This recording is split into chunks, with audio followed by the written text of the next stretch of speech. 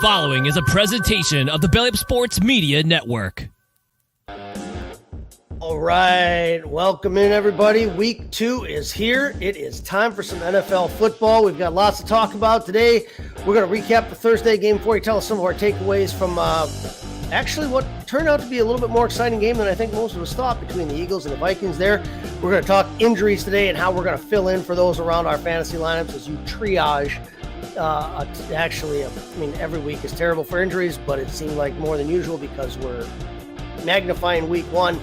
We'll talk about that. We're going to recap what all the action is in the Belly Up Fantasy Football League, all that and more with me and Kevin Wilson coming up right now on Belly Up Fantasy Live.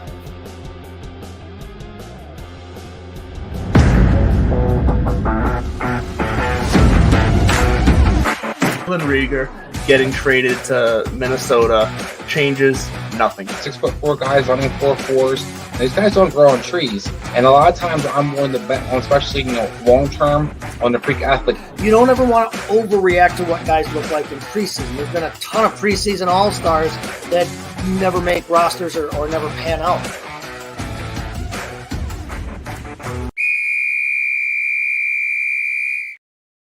All right, welcome in, ladies and gentlemen. It's time for Belly Up Fantasy Live. I am your host, Chase Thornton, coming to you as always again from the Mott and Bailey Basement Bar. Lots to talk about here. Injuries. It seems like we deal with that every single season and every single week. But a couple of real big ones that are going to affect today's games and affect the rest of your fantasy season. So we're going to talk about all that there. And as I said, we'll recap the Belly Up Fantasy Football League. But, hey, I'm not alone today. With me, as per usual, Mr. Kevin Wilson, back after his 1 week hiatus. Kevin, no third shift last night, huh? No third shift, no weekend nonsense. And we are outside the heat dome at present. So life is good here in the Dallas area. And excellent. So we're ready for some football. And as I believe you're correct, we have some things to talk about. And we are certainly going to get into it. Yeah. Lots going on around the league here. Just start off with here. We'll talk about now. If you guys have been following the show, if you've been watching the show, you know that by about a month ago, right before training camps got done, there we had our Belly Up Fantasy League, our Belly Up Fantasy Football League draft right here live on air. Kevin and I are co-managing the Belly Up Fantasy Live Sunday team here. And, hey, we came away with a win last week, so we must have done something right here. In our draft. Something right, but there are some players on our own team that we're going to need to discuss. We definitely have some questions that we have to answer from our own team here real quick. So, as I mentioned, we did come away with a win. We beat Belly Up Will, one of our gambling experts here on BellyUpFantasySports.com, the ball fondlers, as he lovingly calls himself, I guess. Okay, we'll leave that alone. We came away with a 96.7 to 83.2 win. Good enough for the win. Good enough to put a 7th out of 14. We were the lowest scoring winning team, but hey, take the win, you run. Take the win, key no matter what. That's right. Exactly. So we'll take it and run off and hide. To be fair, we had a 0 out of Drake London. In our starting lineup, we only got 2 points out of Jerick McKinnon. Discuss today. Yeah, we were lucky. He was starting Joe Burrow, who didn't have himself a real great week, fantasy wise, obviously, and he also started Zach Charbonnet, who shocked the entire fantasy football world by not getting quite as much run as we thought he was going to, with Kenneth Walker there in Seattle.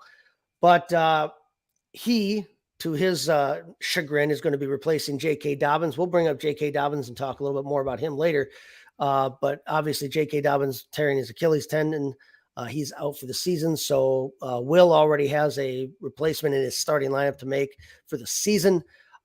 We, in the short term here, have some injury problems on our front, too. That's we have Deontay Johnson, who was in our starting lineup last week. We have Jacoby Myers. Huge last week, and that's unfortunate that he's out. He's not going to play today. No, yeah. So we've got some decisions to make here.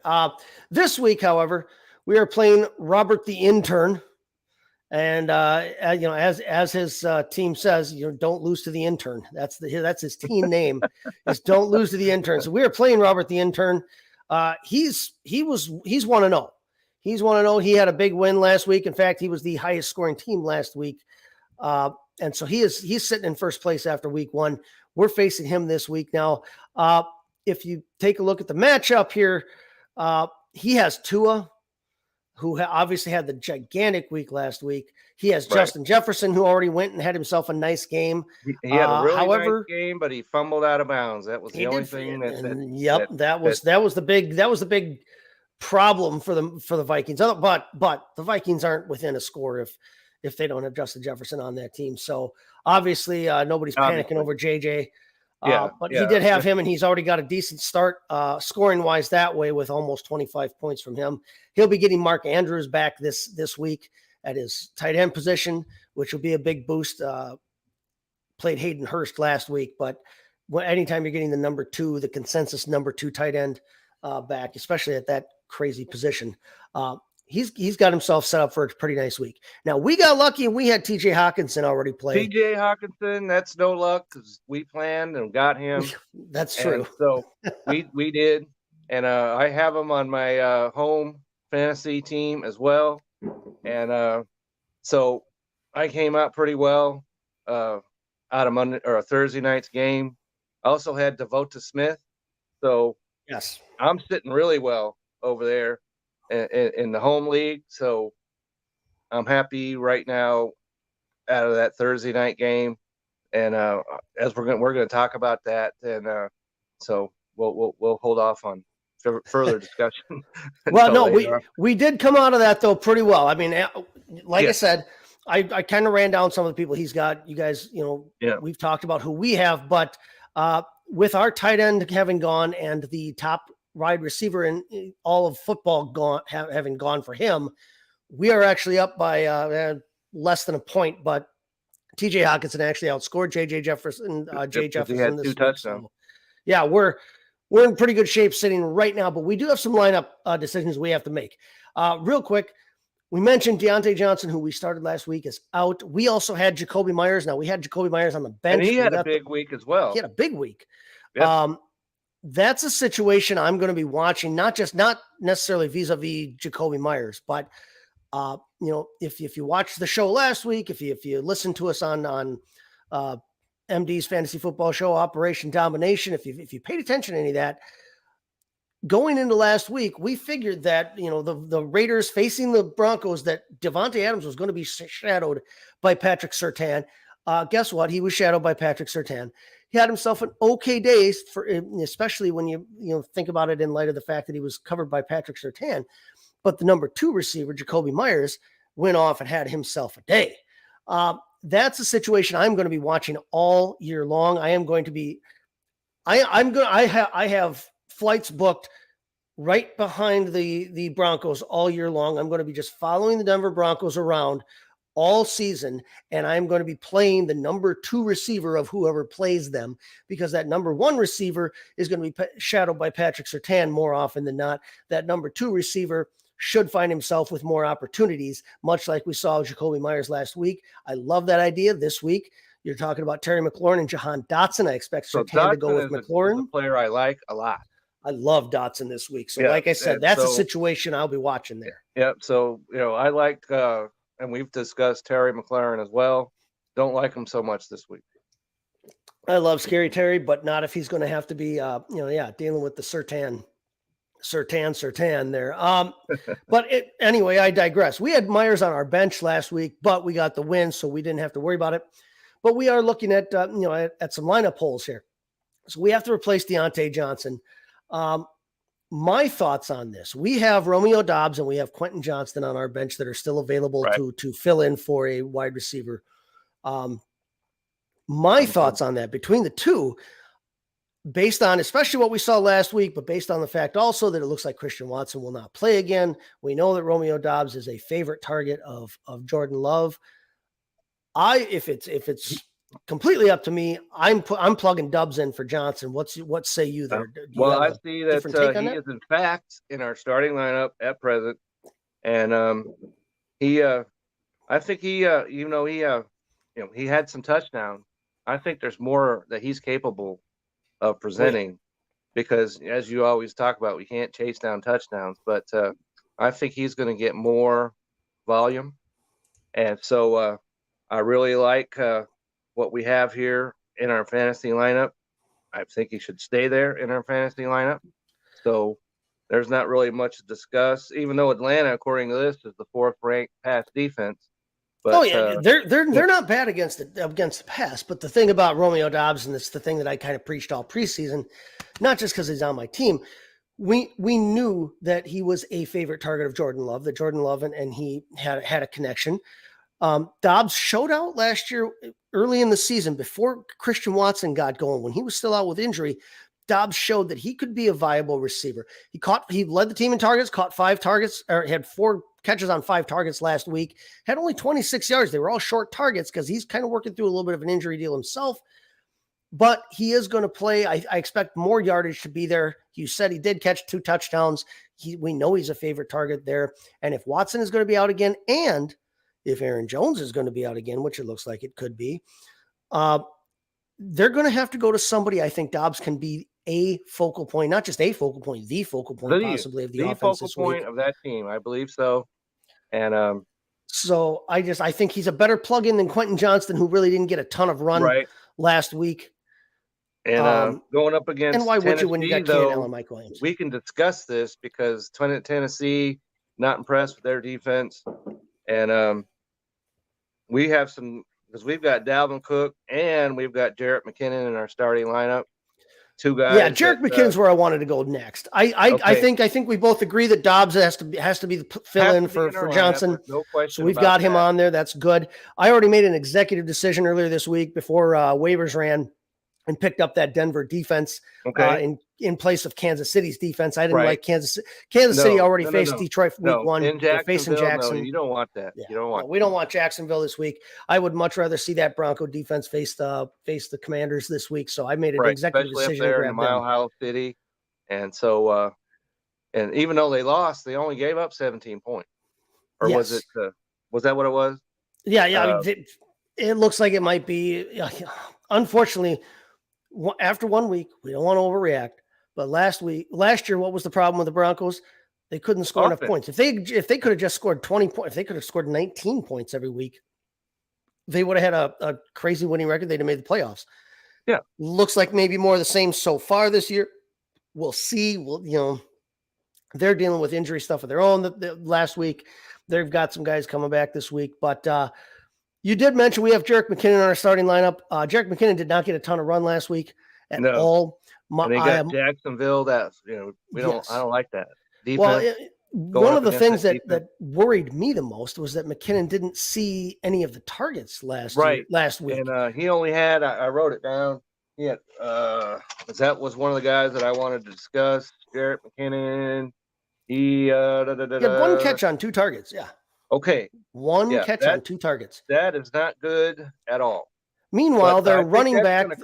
That's got to have to correct itself. There's no chance that he's going to come out with just 2. Well, you'd hope, but Isaiah Pacheco, their starting running back, who we know is going to get the early down work there. He saw 4 targets and caught 4 balls. They did not necessarily just bring in McKinnon for third down work and late down work. That's a concerning issue to me if it becomes a trend. Pacheco didn't see four targets in a game all year last year. Even after he took over as a starter second half of the season, the most he saw in a game all year last year was 3. He already saw 4 this week. And that's considering that, Jarrett McKinnon was absolutely golden in that role for them last year. And then that pass offense, that's right. And yes, that's the only reason really that we were big on him coming. He was 7. Yeah, he was amazing last season in that receiving role out of the backfield there. Right. He's 9th in the league in running back targets. I think that it's going to I think that's going to correct itself. I think it corrects itself. I'm not willing to bank on it necessarily this week in terms of putting him in our starting lineup, especially when we have waiting in the wings Roschon Johnson from Chicago. Now, if you watch the Bears game last week, Roschon Johnson got a lot of run. He got a lot of run kind of as the game went on. He got more. But this is a team that has 3 running backs in their backfield. It's a 3-headed monster right now. Okay. But Rashawn Johnson, Khalil Herbert, Deontay Foreman. Herbert is the nominal starter there, and he did get the bulk of the carries, but he wasn't overly efficient with them. No. But the bulk of the work in the passing game. 7 targets. That's the key to that right there. That whole bulk of the work in the passing game went to Rashawn Johnson, which he caught 6 of them. And when we look at it too, Rashawn Johnson got the red zone work last week. He was the most efficient running back they had carrying the football, averaged 4 yards a carry last week. Now, Deontay Foreman got some run as well. He had just as many carries as Johnson, albeit for for fewer yards. He did see himself a couple of targets in the pass game, 3 targets in the pass game. So this isn't a situation where I think that, Deontay Foreman's going to go away. Khalil Herbert's not going to go away. And it's all of a sudden going to be Johnson's backfield. But if Johnson is the one who's going to lead in receiving work, and if Johnson's also going to be their red zone back, then that's the bulk of the money targets there, of the money touches in that backfield. So I'm getting a feeling that you're leading into, we need to take McKinnon out and put Johnson in. And if that's what you want to do, I can hit that button right now and make it happen. Go for it. If you've got it pulled up, you go for it. You go right ahead. Pulled up. There he goes. He's out. Rashawn Johnson in. Excellent. Even though, all right, there we go. Going up against Tampa's defense, and Tampa is not a great matchup, but I like it better than the lack of work that McKinnon had. Yeah, that's right. And as you said, then the one last question that we kind of have in our offense right now, we've got Dalvin Cook going up against Dallas. He's in our flex. He's in one of our flex spots right now. Unfortunately, we just took out Jerick McKinnon. That would be one of the guys on our bench. We've got Jordan Love on our bench, waiting as our second quarterback there. We've already talked about the fact that Deontay Johnson and Jacoby Myers are both out with injury, so they're not options. Right. So our option would be an out player in our IR spot, so there's no help there. Yep. So we're looking at the idea of either playing Dalvin Cook against Dallas, which is not ideal. Which is not ideal. Or trying to plug in Quentin Johnston, the rookie wide receiver who had 3 targets last week against Tennessee's defense. Now, what's your thoughts on that? I like the matchup much more against Tennessee. Don't like the player so much, even though Dalvin Cook didn't have that big a game, and Brees broke the big runs and all that. But either one of those, I'm not big on this week going up against Dallas. I'm not crazy on him either. Here's my thoughts, though, real quick. Brees Hall had a great game last week. I think if you have Brees Hall across the board, I'm not worried about him. I still love him. I know he's going to be on what they call a pitch count right now. Dalvin Cook did out-touch him last week. He had 3 targets to Hall's 2. He had 13 rushes to Brees Hall's 10. Didn't do quite as much with him, like you said, but Hall is still going to be on a pitch count. Cook is still going to get work. He did not look great last week, but he's still going to get some work. He's going to get volume.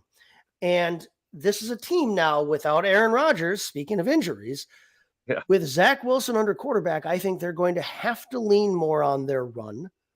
And if they're leaning on the run, but not necessarily, quote unquote, leaning on Brees Hall because of this pitch count, I think there are still opportunities there for Dalvin Cook. Whereas I think there's opportunities in the pass game as well that Brees Hall does not present. I think you're right there in terms of I think that there will be targets to be had, short targets. With Zach Wilson, they're going to want to make safe throws, especially early on here, till he gets kind of his legs underneath him as the new starting quarterback, the new old starting quarterback, you could say. Quentin Johnston, I like Quentin Johnston as a player. He's on a offense that I expect to be a high volume passing offense, but he is the number 3 receiver right now. Right. That's what I was going to say. He's not even the number 1 or 2 wide receiver. I will like him a lot more, which is part of the reason that he was a target in drafts for me in any way. I will like him a lot more if and when the inevitable happens and either or both of Allen and Williams miss time. That's right. Until that happens, we know that you had to bake that in. If you took either of those guys, you had to bake that into your thinking. So until that happens, I'm much more inclined to stick with Cook this week. Cook, okay. I agree because Cook he's the more established player, of course, and he's going to just think the work is going to be there for him. And because they're going to target Brees Hall, they could both be in the backfield at the same time, and so Brees Hall is going to find it tough sledding on the run, and but Dalvin Cook can get loose and catch some balls. And PPR leagues, that's the key. Right. Again, we don't want to overreact to week one. It was one game. Brees Hall is going to be fine. I don't think that's an overreaction. We already saw what that kid could do last year. He looked good. He looked healthy. No. We can't play the if they get hurt game because that's going to, you could say that about everybody in the league. To any player at any time. Right. So I like that. So we'll be rolling out of a lineup this week, everybody, real quick. Before we move on here, we'll be rolling out a lineup of Justin Fields at quarterback. We'll be hoping that we get a game out of him there. Ramondre Stevenson, Roschon Johnson will be our 2 starting running backs. Jamar Chase and Drake London will be sticking with London. Speaking of not overreacting to 1 week. Right. Drake London will stay there in our wide receiver 2 slot. Yep. Listen, folks, he's not going to go over every week. He's too good. No. Even on a team that I don't expect to be a high volume passing attack, he's too good to go over every week. TJ Hawkinson, we've already run out as our starting tight end. Like I said, we got a good 25.5 points or more out of him. Yep. Two flex spots. We'll be running out Romeo Doubs and Dalvin Cook. Our kicker will remain Mr. Myers out of Seattle, your boy there. And we'll be running out the Denver defense against the Commanders there. Okay. So there we have it. So we'll see what happens when we go up against the intern. And looks like 2-0. We're going to roll. Looks like 2-0 to me. Robert, the intern, we're coming for you, dude. We're not coming for your job. Your job is safe. Yeah. Job is safe, but we're coming for you, buddy. It looks like a 2-0 start to me. All right. Let's take our first ad read here. And we come back on the other side. We're going to talk about Thursday night game. We've mentioned it a few times. We're going to talk about what our takeaways were from that big game between the Eagles and the Vikings. But first, let's hear from our friends at Manscaped. Dan, take it away. Spring has sprung, and our friends at Manscaped have the best tools for some spring cleaning. They've already helped you tidy up all the nooks and crannies of your body's basement. But this year, Manscaped can help you get the perfect presentation on that beautiful face with the new Beard Hedger Pro Kit. Make sure you look your best this spring by using code BELLY20 to get 20% off and free shipping at manscaped.com. So tame your mane with the Beard Hedger Pro Kit. The sun is peeking back out, which means you'll have to show your face in the daylight again. So use the kit to make sure your scruff looks award-winning, whether you have glorious beard flow or some smooth, sleek cheeks. Save 20% off and free shipping with the code BELLY20 at manscaped.com. That's 20% off and free shipping with the code BELLY20 at manscaped.com. Focus on the face and use the Beard Hedger Pro Kit for the cleanest look in the game. Focus on the face. Don't forget about down below as well. Get over there, use that code, get yourself cleaned up, make yourself presentable for your partner. All right. That's right. Thursday night game. Eagles and the Vikings. Before we move on to that real quick, you drinking this morning? What we got this morning? No, I'm going easy. I got my Batman water right here, and keeping my hydration going on. And simply because we were doing a lot of stuff yesterday, so I didn't get to the store to stock up. So hey, that's all right. I'll have to be ready next week. Sounds like a designated driver to me. That's right. So we're set there. There we go. All right. Designated driver. I've got the Founders Brewing Company breakfast stout. I love this stuff. Plus it's, I got to wake up in the morning. So there's a little bit of coffee in there for it. Okay. This will either wake you up or put you right back to sleep, depending on your constitution and how you handle your liquor. This is a little heavier at 8.3 here, but it is a breakfast beer. Lots of notes there. Like I said, coffee, chocolate, but hearty. Get you going for the day there, in my opinion. But that's what I've got going on this morning. Okay. Thursday night game. Positive. Yeah. Okay. Thursday night game here.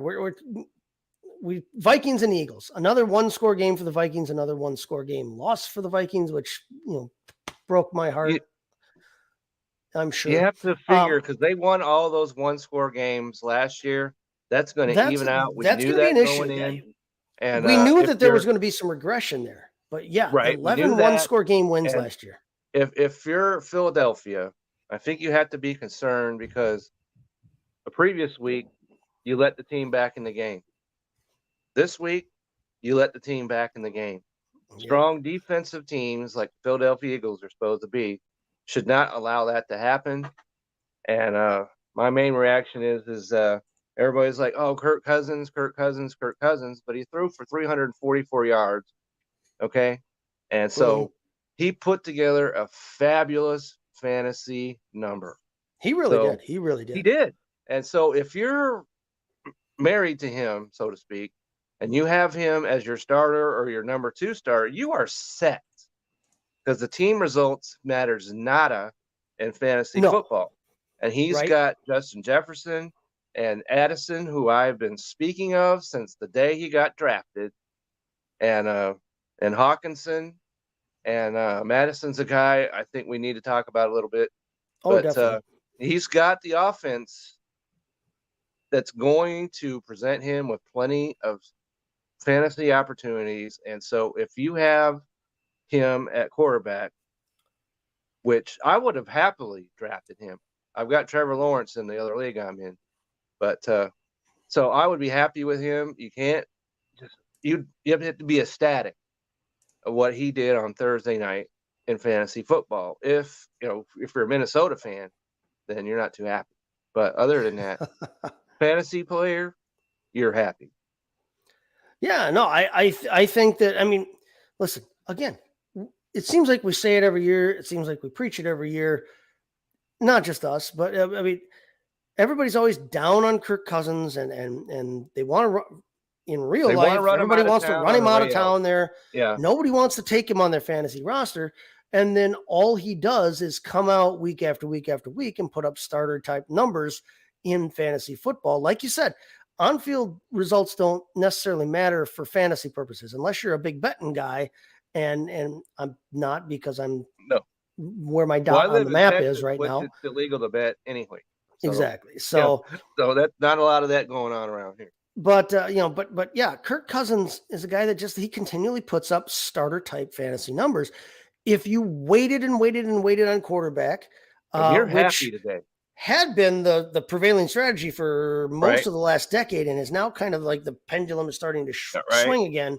Yeah, and the paradigm is shifting.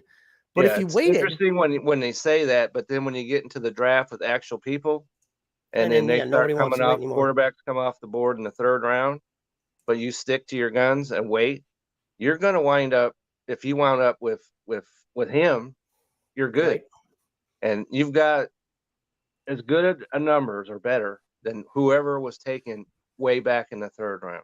Last season, number 8 quarterback in total fantasy points, number 14 from a points per game standpoint. So Kirk Cousins he's not a star in terms of your fantasy football lineup, but he's a guy that you can use as your starting quarterback. Right. And you got the players that give you the advantage earlier in the draft. You got your wide receivers or running backs or whoever it is that you took higher up in the draft. So I think that's a philosophy that I've always stuck to. Yeah. And like I said, I got Trevor Lawrence later on in the draft. I'm very pleased with that pickup. Very much so. But yeah, I mean, Kirk Cousins, if you have him as your starter, you're okay. You're fine. Especially if you're in a bigger league. I just told you. Right. I just told you that no matter what metric you want to use. Thursday night game, which is supposed to be his kryptonite. If you want to use total points for the season, or if you want to use points per game, either way, I just told you he's a starter in a 14-team or deeper league, a 14 or 16-team league. He's a borderline starter in a 12-team league or a 10-team league from a points per game standpoint. But in a total overall year-long points standpoint, he's quarterback 8. You're going to be okay if you have to rely on Kirk Cousins as your fantasy quarterback.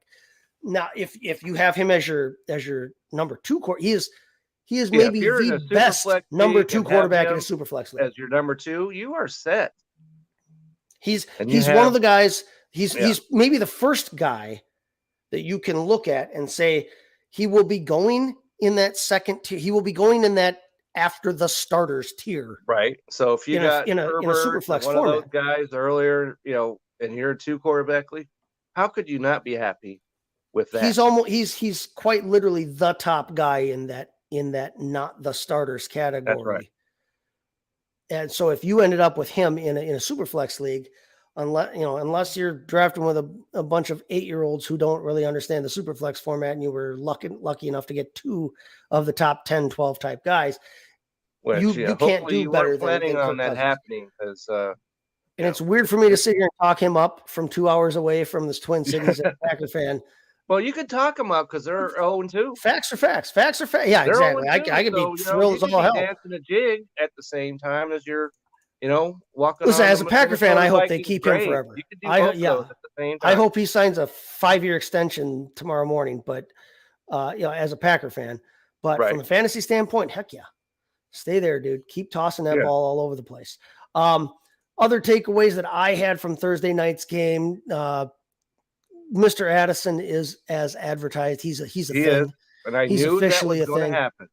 I said it right from our very first show after the draft. Oh yeah, I liked him as the best rookie of that. He was number 4 of drafted rookie, but I liked the situation better than all the others, and it's coming to pass.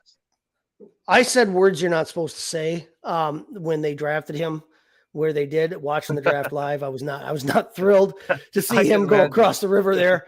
But he is as advertised. He's going to be great. He's great in that offense. I mean, there was excitement about the idea of KJ Osborne being the number 2 across, because KJ Osborne is a fine receiver in his own right. He is. Especially as your number 3. KJ Osborne is a great number 3 receiver. But Jordan Addison going to Minnesota, giving them another weapon across from Justin Jefferson, you cannot not cover Justin Jefferson. Right. So if no they're matter going how to good Jordan Addison is, you're going to double cover JJ on the other side. You have to. But now you talk about the idea that they've also got Hawkinson, and now they've also got Jordan Addison. So you got to pick your poison. Who are you going to defend? This is a team I am excited to watch lose one score games all season, because it's going to be fun. Lose 34, it's going to be a fun offense to watch come up short time. You're happy with that? And as I mentioned, the thing that you have to be concerned about really, and is Madison. And he was one of the guys that I was a little higher on than most, but it's not happening with him. And so you have to be real concerned if you drafted Madison on your fantasy football team. So Alexander Madison, I mean, there was a lot of excitement coming into the season because Dalvin Cook was finally out of the way, and Alexander Madison has been the top handcuff in the league for the last 2-3 seasons here behind Dalvin Cook. We knew that Dalvin Cook was going to miss a game or 2 or 3 every single season. We knew that was going to happen. And so you knew that his backup was going to get some run. And when his backup in the form of Alexander Madison got run, he was fantasy wise, he was money. He was a very, very good plug-in, a league winner type towards the end of the season a couple of years back, if you had him. But the thing about Madison is he's never been necessarily all that efficient. He was always more of a volume guy. Dalvin Cook was not always necessarily reliant on his volume early in his career. He was much more of a home run hitter type and a playmaker type. Alexander Madison has been less of a playmaker type, more of a volume type. And so whenever Cook is out, obviously Madison gets the volume. Now that it's his show to run, that lack of efficiency is kind of coming out a little bit more, as a little bit more visible for everybody. Right. Plus, he only carried the ball 8 times. 8 times.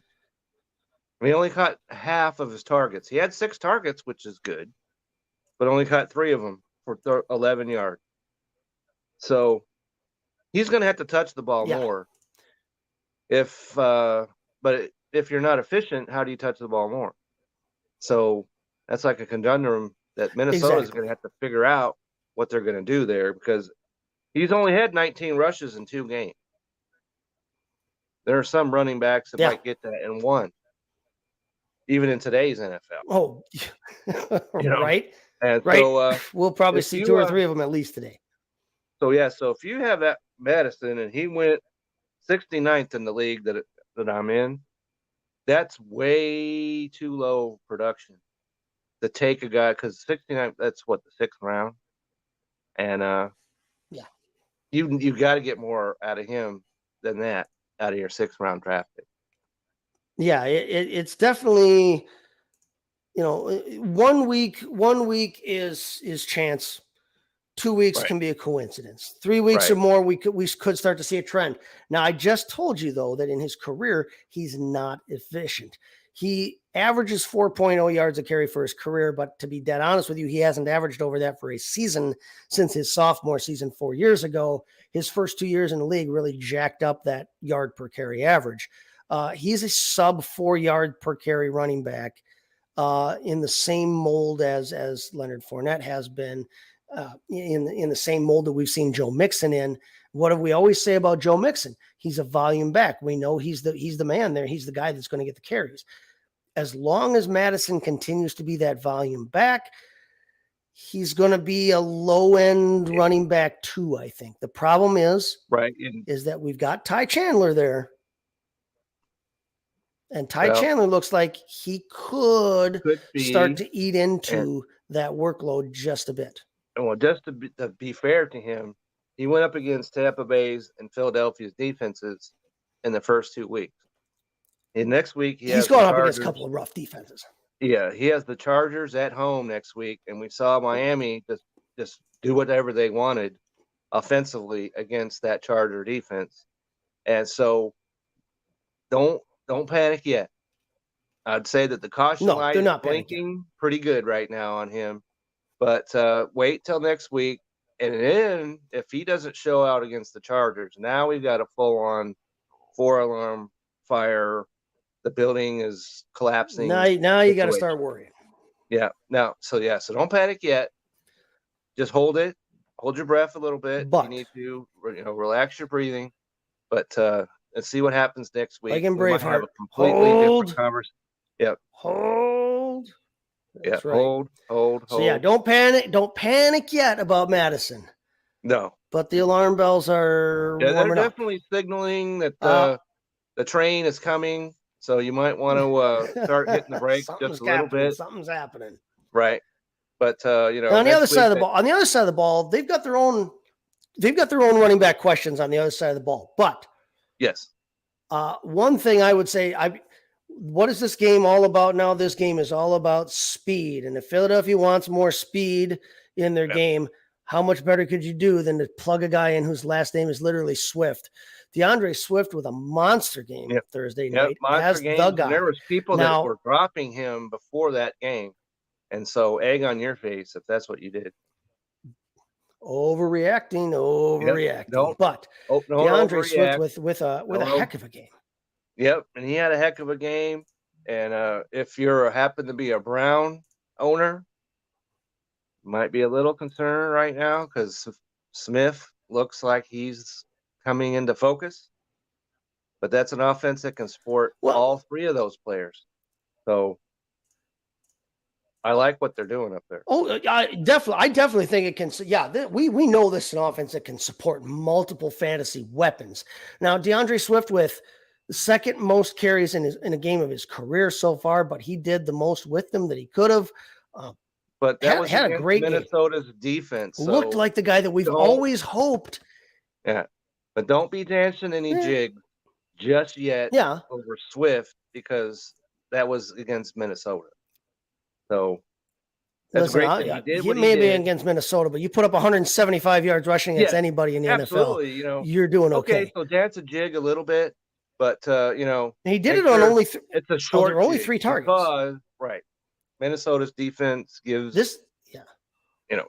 And if you're a penny owner, which I'm not, they're not striking fear in anybody's heart. No, if you're a penny owner, I don't think you can be a penny fan. No, and so if you still got him on your roster, you got to question why you're doing it. I think Rashad Penny looks like he's worth just about that much right now. Unfortunately, I mean, healthy scratch week 1. Right. Thursday night when Gainwell is out and there are carries to be had, they didn't just give the targets to Swift. They gave the targets to him. They gave the carries to him. They gave the keys to the stadium to him. They let him have just kind of free run over the entire city of Philadelphia. Right. Rashad he had a parade Penny, downtown Philadelphia right after the game was over. Right. Rashad Penny got next to nothing going on the other night. And that is got to really be a concern. Surprised about that. I thought Penny was going to do more than that. He was going to be at least relevant. I didn't think he was going to do, a whole, but he has disappeared. I mean, there's no guarantee. There's no guarantee he's active next week. No, there's no guarantee. And even if he was active, he could have got, he's going to get hurt at some point anyway. And so I was just thinking that maybe for 6 games you would get something out of Penny, but you're not getting even him on the field. So Penny, no, I appreciate you when you're on the Seahawks. However, you are not anymore. So therefore, you've got to hit the tree. So and not in the parade either. Now here's the thing about Penny, real quick. Sleeping up after the parade's over. That's what he needs. Here's the thing about Penny in the short term, real quick. Now we've got Gainwell, who was ruled out. He's dealing with a rib injury. We don't know necessarily that he will or won't play next week. But then Boston Scott was also taken out with concussion protocol. So if they're going to continue to deal with injuries between Gainwell and Scott, at least for the next week or two, might not want to be bailing on Penny just yet, because we just said, I mean, there's not a guy in this backfield that's not a question mark in some way, shape, or form. Right. Kenneth Gainwell has never had to be the guy overall for an extended stretch. No. Boston Scott is their running back for a reason. DeAndre Swift and Rashad Penny have always been injured. So there are question marks all over.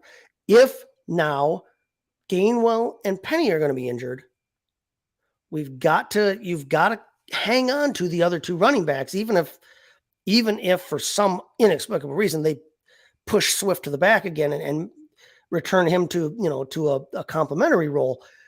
You need to have enough backs to play the game. And so I'm not crazy about Penny. I'm not running out to get him in any way, shape, or form. Obviously, if you can get somebody to pay you anything for him, do it. But I'm not dropping him outright just yet, at least for another week, until we see how this injury thing shakes out. If you're in Dynasty or a large league, I could see it. But if you're in a 10 or 12-man league, Penny, you got to go. Yeah, see if somebody will give you something out there that can give you more than what he has done. Real quick here, you brought up Smith and Brown. Devontae Smith dispelling the fears and assuaging the fears of anybody who took him as a possible wide receiver 1 because he's a wide receiver 2 on his team.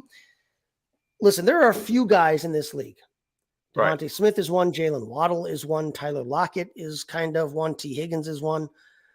There are a few guys in this league who are not necessarily the wide receiver 1 on their own team, but fantasy-wise can be your fantasy wide receiver 1 or like 1B. And Devontae Smith has been one of those guys. He was one of those guys last year.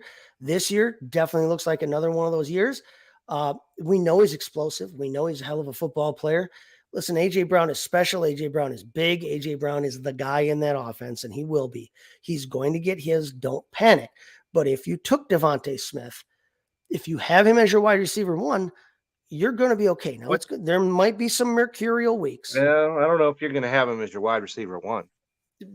Wide receiver 2. Some people had to draft him that way. Some people did draft him that way. From where he went in drafts, he's some people's wide receiver 1. I took him 39th If that's overall. The case, you're okay. So 39th overall, I'm happy with Devontae Smith. Very happy. Oh, 39th overall, you got to be thrilled. Well, this is what he's done. 7 catches out of 10 targets, a touchdown. 4 catches out of 5 or 131 yards and a touchdown. 17 fantasy points, 28 fantasy points. I'll take it. Yeah. So happy as a clam with Devontae Smith. No, he's worked out great. You have to be thrilled with him right now. Yeah, I mean, he's a guy who went, ADP wise, he went as wide receiver 13 overall. So in a 12-team league, like I said, depending on where you drafted, he is a borderline wide receiver 1 as drafted. Same with Waddle, same with Higgins. They were all kind of taken in that same slot where they're wide receiver 2s on their own team, but were taken as borderline wide receiver 1s for fantasy purposes. Devontae Smith, you're going to be just fine with that. If you took A.J. Brown, Do not panic. Don't worry. Don't make anything No, out of don't the panic. argument that we saw on the sideline.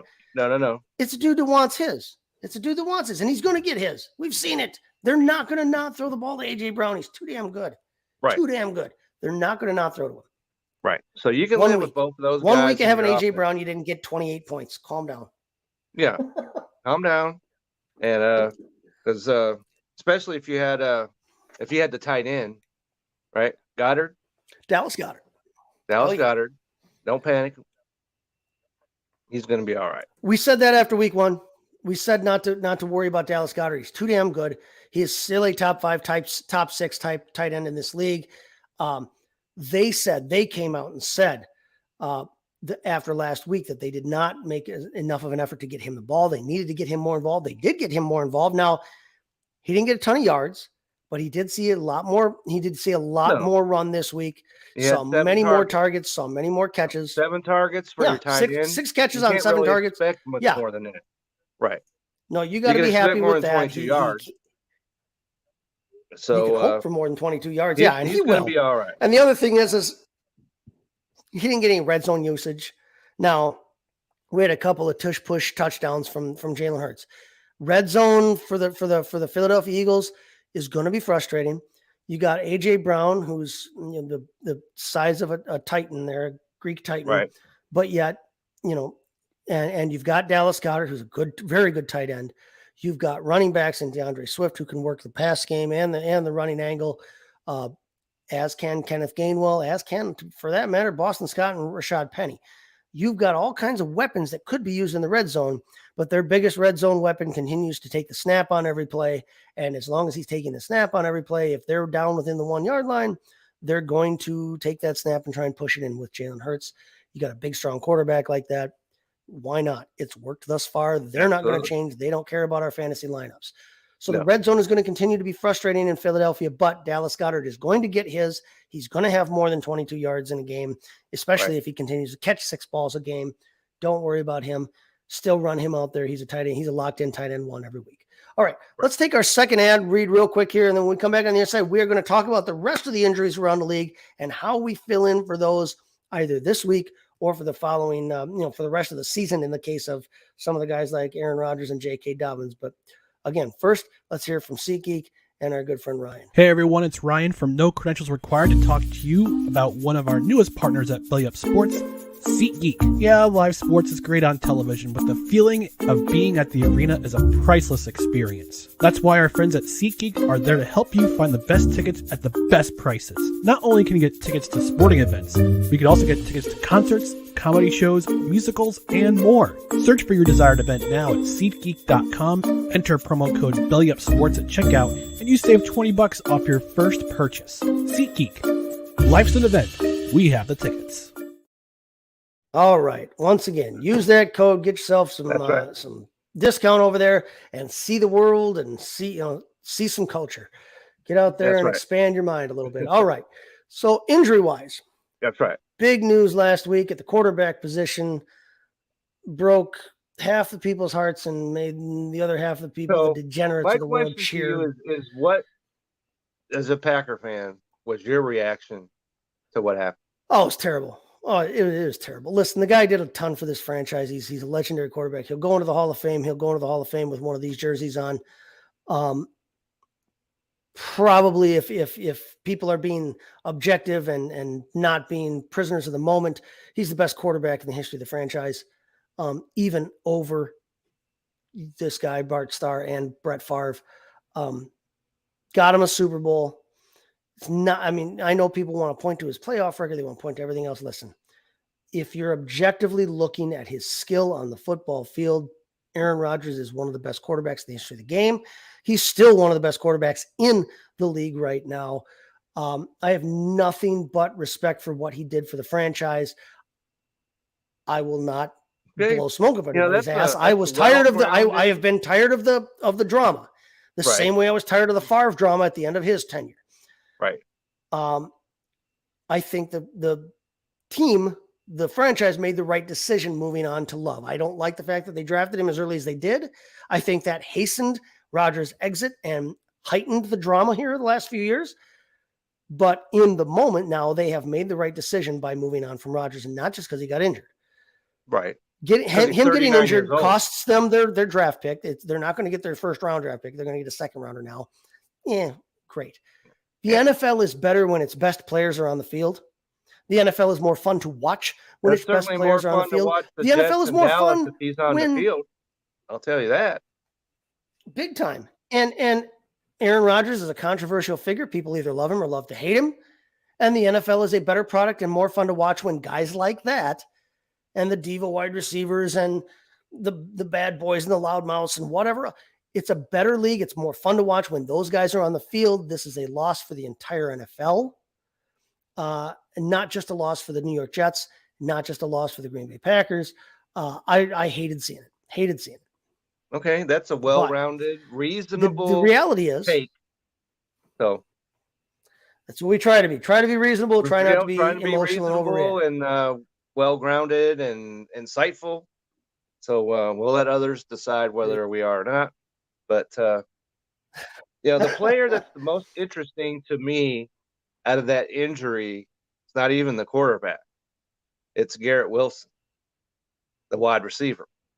Because not 10 minutes after that happened, it was getting posted, hey, what can I get in trade for Garrett Wilson? That is an overreaction times 20. And no. And especially if you're in a dynasty league, you don't do it. Don't do it no matter what happens against the Cowboys today. He's one of the most talented wide receivers. He's young. And if you trade him, you're not going to get even value, first of all. And you're trading away a wide receiver that could be on your team for 10 years. So relax. I am so glad you brought that up. Yeah, because I saw. Listen, this guy was a wide receiver 2 last season. Yeah, I saw it happen right after it happened. All over the place. And I saw it all week long. In the moment. Garrett Wilson, trade. No, even if you're in redraft, live on do it. Twitter X Twix. People were panicking about Garrett Wilson. Listen, panicking. The guy was wide receiver. He was a wide receiver 2 last season with terrible quarterback play across the board. It got marginally better from a real life standpoint when Mike White took over. But with terrible quarterback play, the guy, as a rookie, was a wide receiver 2. He was the offensive rookie of the year with terrible quarterback play. The guy has too much talent. He's too good a player. That's right. On MD's fantasy show the other night, Operation Domination, I said, buy the dip on him. People are panicking. If they want to give him away for pennies on the dollar, that's right. Grab him. If someone in your league grab him is offering him up in trade him your number 3 wide receiver or number 3 running back or both. And if you can pry him loose, do so. Here, dude. Yeah, but we just talked about Drake London. If I don't know, I haven't looked at who's got Garrett Wilson in our fantasy league. But if someone wants to make a swap London for Wilson, I will take Wilson over London. You're in our fantasy league, you can contact either one of us. And we give us a call. Well, you got our number. You know where to find us. Yeah. Well, seeing as how we just said that we're not. You could have yourself a shiny new Drake London to take the place of Garrett Wilson and his terrible quarterback situation. That's right.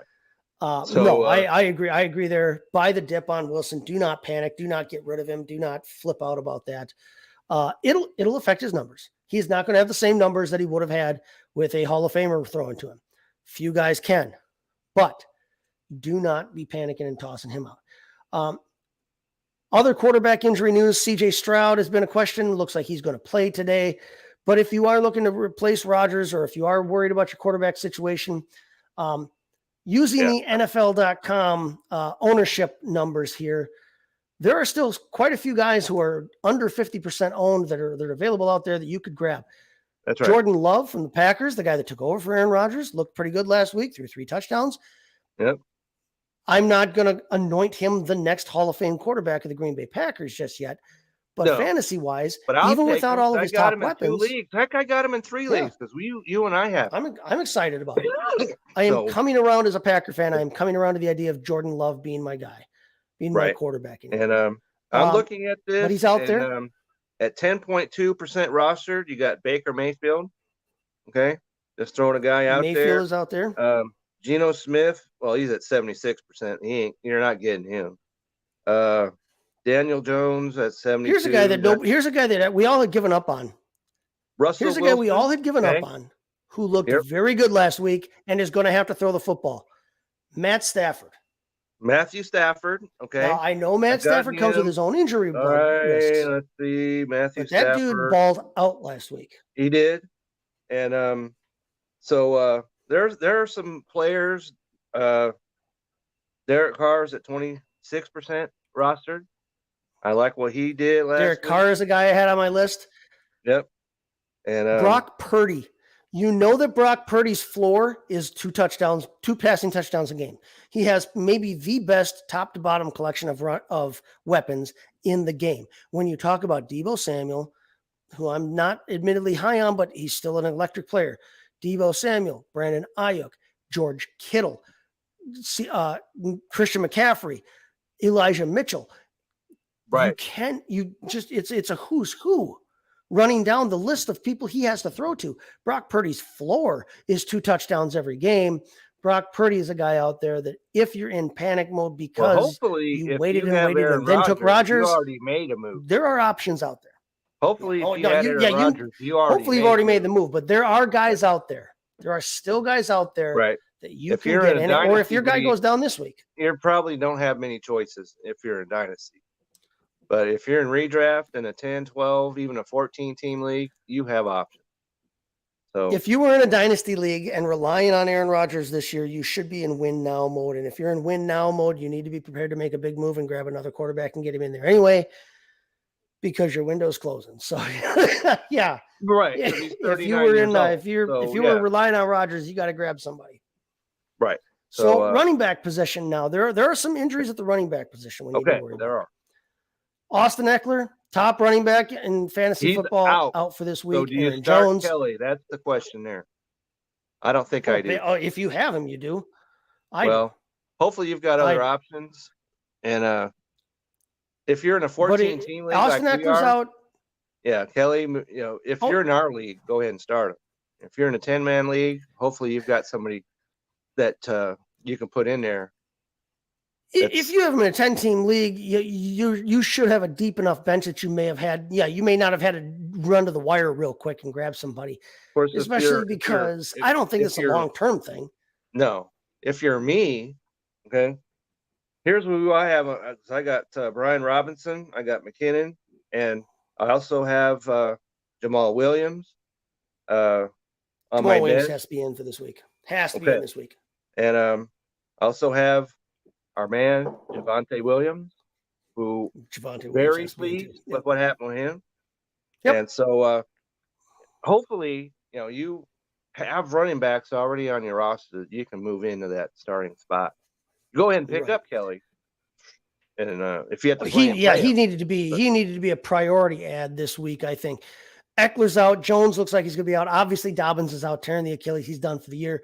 Breece Hall is still questionable, but I think he was questionable last week. I'm not worried about Breece Hall. CEH, Clyde Edwards-Helaire, is on the injury report. He kind of shocked and annoyed the entire world last week when he came out first and actually started that game for the Chiefs, but I'm not worried about Clyde Edwards-Helaire playing, period, let alone trying to replace the dude. No. But if you are trying to replace some of these guys, there are options out there of guys who are going to get some run, who got run. Now, you might have missed the boat on these guys, on some of these guys, because they should have been priority ads. But we just mentioned Josh Kelly's out there. Zach Moss looks like he's going to be the starter, should be the starter if and until Jonathan Taylor gets back. Deion Jackson was terrible last week. Zach Moss has been a running back in the league for a while. He's probably the best option they got right now outside of Taylor. So, and he is still not highly owned out there. Zach Moss is still an option.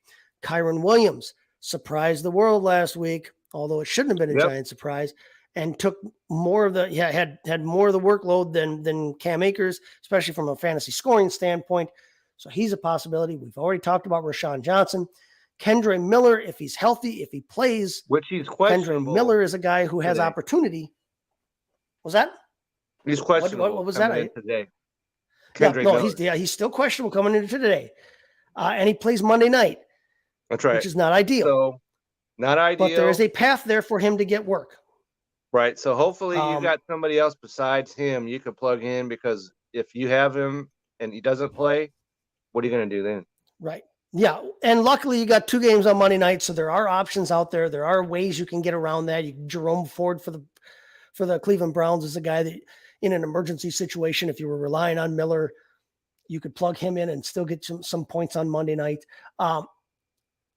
There are still also out there, possibly still out there, either of the 2, you could say 3 if you really put any stock in Melvin Gordon, which I don't recommend necessarily right now. No. But Gus Edwards and Justice Hill and Melvin Gordon, the 3-headed, replacement for J.K. Dobbins. Well, Of if you're the waiting 3, I around to like pick up Edwards the any of best. those 2 guys, it's too late because those guys are way gone by now. If you're in a savvy enough league, they should be. And again, when we're taking numbers from the NFL.com, ownership numbers, you're talking about a lot of public leagues too, where guys may not be as sharp. Dynasty League, one of them that I'm in, I had the number 2 priority, and our esteemed co-owner, Mike, had the number 1 priority, and he got him. So I missed out on him, even though I had the number 2 priority waiver pickup, which means I now have number 1. So if you want a longer term stash, like in the short term for this week, if you're panicking for a starting running back, you may have missed the boat, but it's worth checking still because we still have an hour here till game time. Right. Kelly, Moss, Edwards, and Kyron Williams, Rashawn Johnson. Those are your best bets for right now.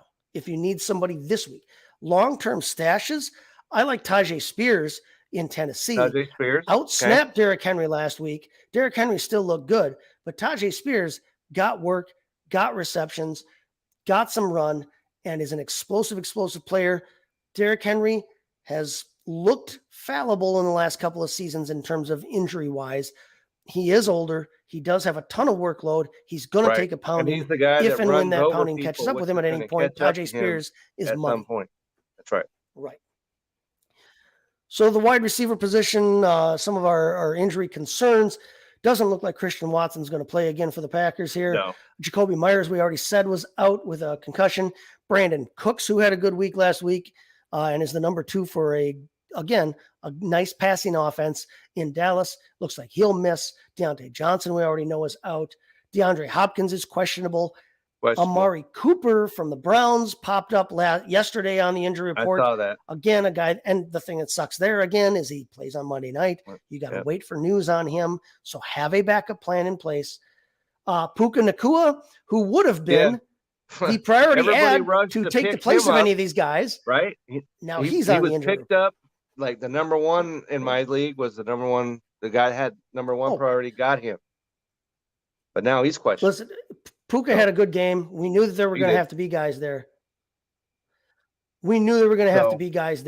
So we need to do something to make up for these guys that are missing from the lineup. Some of the names that are available out there, again, less than 50% owned right now. If you're looking at NFL.com's ownership numbers, but guys that could conceivably be out there. Kendrick Bourne had an unexpected big game last week for the New England Patriots. Eli Moore with Cooper possibly out. If Cooper's out, Eli Moore, they were scheming ways to get him the ball. He was running the ball, catching the ball. If Cooper's out, they're going to have to throw the ball to somewhere. So Eli Moore could be an option. We already talked about Romeo Doubs, somehow still owned in less than 50% of leagues. Okay.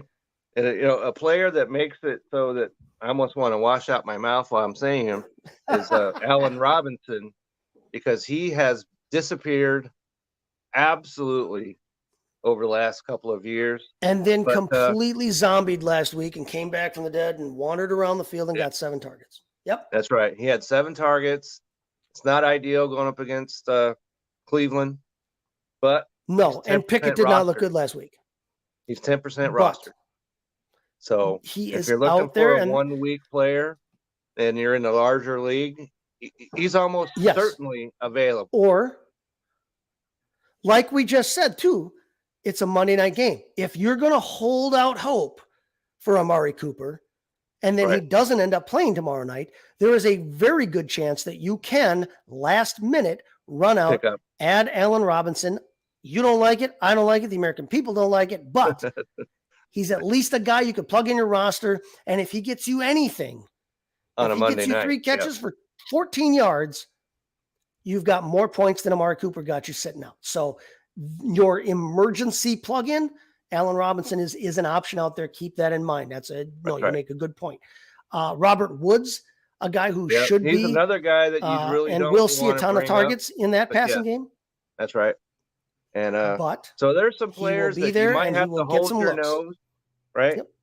While you're picking them up off the wire, but Yep. go ahead, hold the nose and Right. improve your team.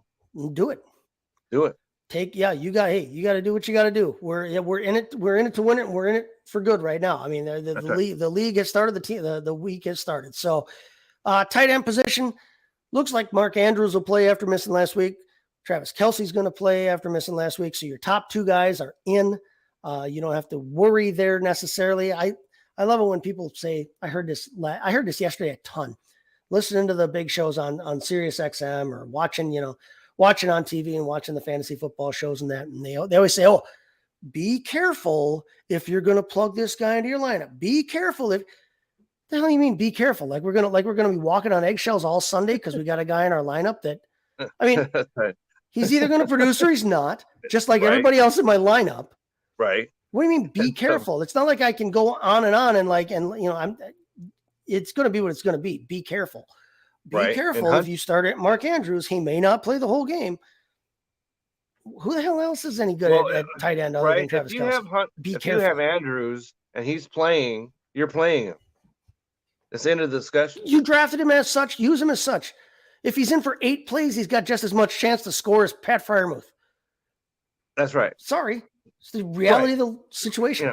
Be careful. And Be it careful. always Look out. start your studs. And Andrews is starting, you play him. Of course, Kellis, we don't even need to bring in. Right. So. Speaking of Freiermuth, though, he is dealing with a little bit of an injury concern himself with his chest there. Greg Dulcich from the Broncos was placed on IR. He's out for a while. If you are he's a hurting at player tight end, I thought might do some things this year, but if he does, we'll have to. I'm still hopeful he will. But honestly, I mean, we don't know who's gonna. We don't know if anybody on that team's going to do anything. But if you're still looking for tight end help, some guys out there with low ownership numbers. First one that you need to jump on is Sam Laporta. He is going to be a part of that Detroit passing offense. Detroit wants to use their tight ends. They use their tight ends more than just about any team in football, even after they got rid of TJ Hawkinson. Right. And he had 5 targets. I love Sam Laporta. Right? Love him in that offense. Grab him. And got the Seahawks. He's going to have at least 5 more this week. So jump on that. 5 more. And let's see who else here. Zach Ertz was a guy that saw a ton of targets last week. We know he's a good player. It's not a good offense, but they have to throw the ball. They have to throw the ball to someone. And they may be auditioning Zach Ertz to move him at the trade deadline or before the trade deadline. Anyway, Zach Ertz is a short-term plug-in option at tight end. Chigo Okonkwo, a lot of people panic dropped him after last week. That was a dumb move. So if Chigo Okonkwo is available and you are hurting at tight end, he's out there. Well, the player that you need to look for that was picked up in my league just earlier today is Hunter Henry. Yes. 5 catches out of 6 and a touchdown, and has the Miami defense, who the Chargers, even though they lost the game, they didn't lose it because of their offense. So, and he has an offensive coordinator that wants to use tight ends now. That's right. Bill O'Brien is an actual offensive coordinator, unlike the clown car they ran out last year. You might want to run over there, and if you want to make a move, because he's at 33% owned, which is a 29% upgrade in the last few days. So he went from 4% owned to 33 in like a day. Available, yes. So if you need a tight end, Bill O'Brien is going to return us to the days of today. Yes, this is a team that has had good tight ends. Obviously, they've had good tight ends in the past. So it's a team we know wants to rely on the tight end. Even the last couple of years when they haven't been that great in offense, they've had good guys at tight end. They just haven't used them right. Well, now you got Bill O'Brien calling plays. The tight end salad days are back here in New England. So, I agree with that completely. Jump on Hunter Henry if you are hurting at the tight end position.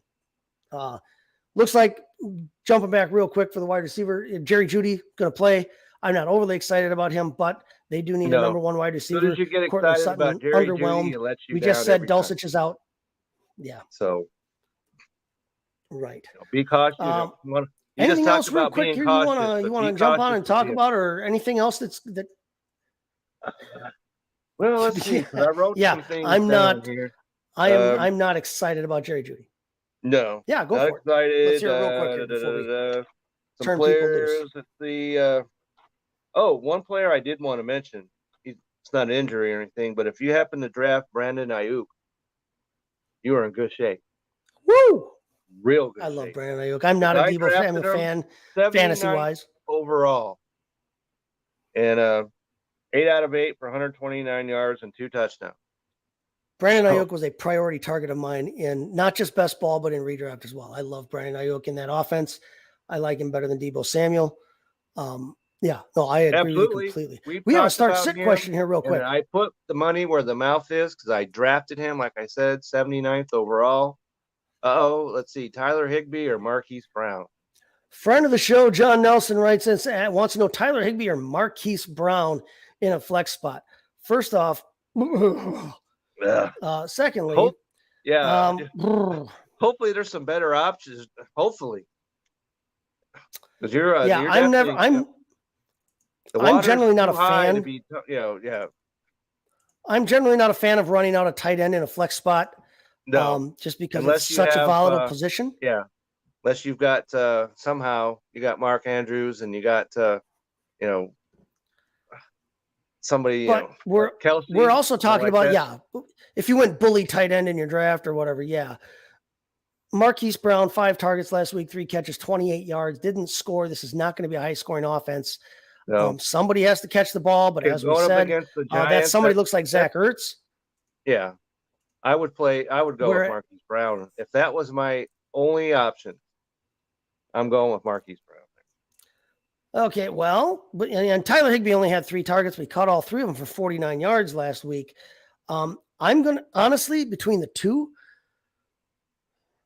Nakua might be out, which means so without Cooper Kupp, without Puka Nakua. I had to think of all my oohs there. Cooper Kupp and Puka Nakua. Without those 2 guys around, the ball has to go somewhere. I'm not a Van Jefferson believer or fan. Speaking of oohs, Tutu Atwell is still go ahead and just built bash like my me. brain in before I'm taking anything to do with Van Jefferson. Yeah, I'm not a Van Jefferson 49ers, fan. No, I'm not doing that. And going up against they're going up against the 49ers, but I'm not sold on Marquise Brown and that passing offense with Josh Dobbs. No. But if we're talking about hold your nose, this is a hold your nose scenario right here. It's definitely a hold your nose scenario. So you're saying Brown? I'm saying Brown, and might have to put me in a coma during the game, but I'm going Brown. Well, I just said I don't like there's got to be somebody better that you could put in there than those 2 players. Okay. So there's Kevin's take on it. He says, don't be plugging either one of them in. Hopefully you got somebody you could put in besides that. Yeah, that's a rough question. I hate putting a tight end to the flex position. Honestly, between the 2, I might go Tyler Higbee this week if it were me, because I'm just not a Marquise Brown fan. Brown. I'm going Brown. So you've got a split decision here. Yeah, you might. John, yeah, you got a split decision. And it's not like I'm dancing a jig over it. All right. And no, but you might have to there you go. Might have to put me into a coma during the game, but I'm Kevin's official word is check the waiver wire. You still got 45 minutes. Wire, the players if he's that we've forced talked between the 2, already, he's going Hollywood. Yeah. He's going Hollywood. I'm going with the tight end in Hollywood at Tyler Higbee. And I guess, hey, put a pin in that. We'll come back, check it out next week. All right. That's right. Kevin, what do you got going on? Where can we find you? And what do you, what do you got coming down the pipeline here The pipeline is, today is the last day of the semifinals in our fantasy baseball league. And it looks like I'm going to have to take a seat because Vince is beating me, and I'm bringing every quarterback. However, every you pitcher. are a victim of matchups. Yeah, you're a victim of the seeding because right now you would be beating myself or Dale. So you were a victim of the seeding there with Vince coming in hot there at the 4 seed. So I went ahead and I picked up about 5 starter pitchers today just on the off chance. But anyway, so we have the show tonight at 7:00, and we will be discussing championship strategies, regardless of who is not there. And I'm going to have an article coming out sometime soon, maybe today, maybe tomorrow. I had my article last week of semifinal pickups. I'll have my article this week, championship round waiver pickups. And so you can look for that on the Belly Up Fantasy website. And I have to say that if you're into baseball, get over to the regular side, because there are articles flowing aplenty over there about baseball. Yes, there are. And yes, there are. And so also, but this is football season. That's why you and I are here. But the Belly Up Fantasy website also has a sit-up article that's sitting there that you're going to want to pay attention to that. And so just get over there to the Belly Up Fantasy website, Belly Up Sports website. You can always contact me at Twitter at Kevin62 WILSCA, and of course I'll be looking forward to the Seahawk Lions game. It was one of the most entertaining games of the year a year ago. So that's what I'm looking forward to today. Also, as my wife pointed out, and all the husbands out there that are paying attention here, it's National Wives Day today. So appreciation. Wife Appreciation Day today. So husbands, appreciate your wives today. Love you, Mrs. Dr. Thornton. Thank you for my bar and my house and everything else. And thank you for the opportunity to do what I do here. That's right. Agreed. All right. So yeah, definitely check out the Sports Stove tonight. Check out everything going on over bellyupfantasysports.com and bellyupsports.com for all of your sports news and sports analysis and insight. My rankings for this week, you still have 40 minutes to set your lineups. My rankings for the week are live over there at the site right now.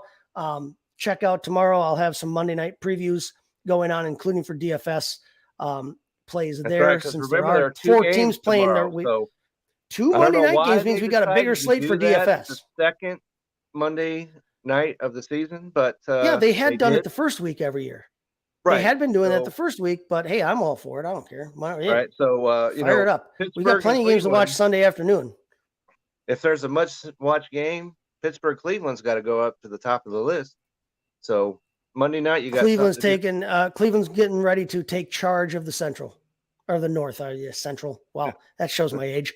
Cleveland getting ready to take charge of the North right now. So tomorrow night. So we'll see what happens tomorrow night. All right. And as always, find me on Twitter at STTChaseFFB. If you've got Twitter, X, Twix, whatever the hell they call it now. If you got start sit questions, if you've got trade questions, whatever, any questions I'm whatsoever. Pretty responsive on there. If you send me a message, tag me, whatever, let me hear it. I'll give you a shout out there. As always, you can find me there. Then you can, like I said, I'll have a preview up on bellyupfantasysports.com tomorrow for the Monday Night Football games and DFS. Also, you can find me on MD's Fantasy Football Show, Operation Domination. Catch me there on Wednesday night. I'll also be doing the recap show tonight, so you can find me over there as well. And that can be found at links for that at bellyupfantasysports.com and on our YouTube channel, our Belly Up Fantasy Sports YouTube channel. Check that out. That's right. Otherwise, absolutely. Hey, we wish you guys the best of luck today. Everybody's fantasy dreams come true, even though they all can't. Day, and hopefully your quarterback does not get hurt today. Yeah. Yeah. Keep your fingers crossed, toes crossed, right. whatever else. If you manscaped, cross it. And let's hope that things come through. Until then, good luck, everybody. And Slan Java. Have a great day.